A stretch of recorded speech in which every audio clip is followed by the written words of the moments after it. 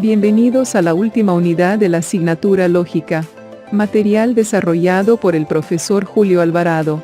En esta unidad, nos enfocaremos en los circuitos lógicos y el álgebra booleana. Los circuitos lógicos son aquellos que recogen información en forma de unos y ceros, para luego ser operados mediante unas compuertas lógicas, para arrojar un resultado capaz de generar una acción. Estos valores binarios generalmente se obtienen de voltajes bajos y altos de cualquier medio electrónico. George Boole es considerado uno de los fundadores de la ciencia de la computación, creador del álgebra booleana a mediados de 1800.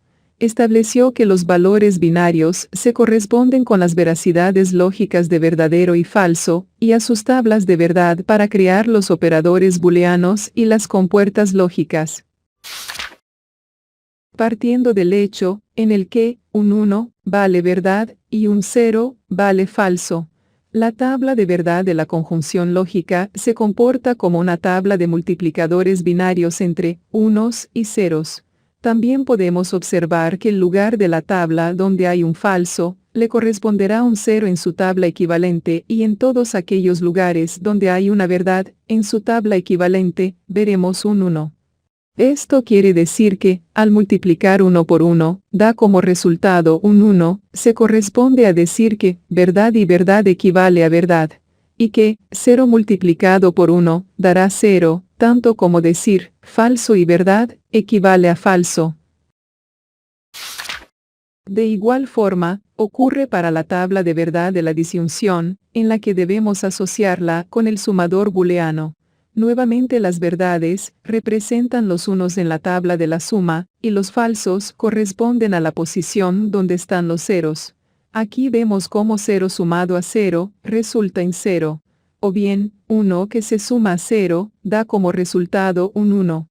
La operación más curiosa es la de 1 sumado a 1, que resulta en 1. Un negado booleano se representa con una línea por encima de la variable. La representación de los negados, en el álgebra booleana, tiene el mismo efecto que la negación lógica, en donde, la verdad negada, da como resultado, un valor falso, y la negación de un valor falso, da como resultado, una verdad. En el álgebra booleana, la negación de un 0, resulta en un 1, y si negamos un 1, resulta un 0. El doble negado, en álgebra booleana representada con dos líneas, tiene el mismo efecto que en la lógica, y si se niega el operador booleano de la suma resulta en el multiplicador, y de negar a un multiplicador, resulta en una suma, al igual que pasa con la negación del Morgan sobre una disyunción o conjunción. Aquí vemos un ejemplo de una función booleana de dos variables, cuyos operadores solo son sumas y multiplicadores. Se resuelve al igual que en la lógica y en las matemáticas, primero los paréntesis más internos, luego corchetes, y finalmente, las llaves. Los negados pueden afectar a una variable o bien a un conjunto de variables. Pueden resolver las negaciones mediante Morgan o como se hizo en este caso. Resolver primero los negados que afectan a una sola variable o bien, operar primero las parejas y luego se aplican los negados. Vamos a finalizar la clase, resumiendo lo que debemos tomar en cuenta del álgebra booleana para entender los circuitos lógicos y la simplificación de funciones en las próximas unidades. La verdad se representa con un 1, y el falso se representará con un 0 de ahora en adelante.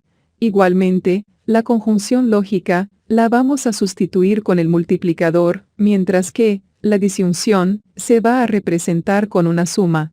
La negación, doble negación, o ley de Morgan, tienen el mismo efecto de cambiar un 0 por un 1, y de cambiar una suma, a su opuesto, que es un multiplicador y viceversa. Finalmente, el doble negado resulta en la misma variable o valor inalterado. Hasta aquí, la lección de este tema. No olvides suscribirte al canal y dejar un me gusta. Gracias por tu atención.